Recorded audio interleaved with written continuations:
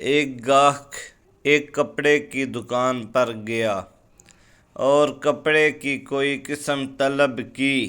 تو دکاندار نے کہا، یہ قسم موجود تو ہے لیکن میں نے ابھی نہیں بیچنی، آپ سامنے والی دکان سے لے لیں، ان کے پاس بھی یہی کپڑا،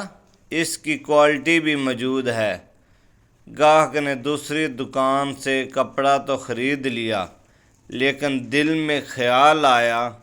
کہ میں پہلے دکاندار سے پوچھوں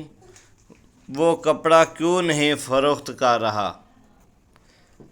جب اس نے یہ بات اس دکاندار سے پوچھی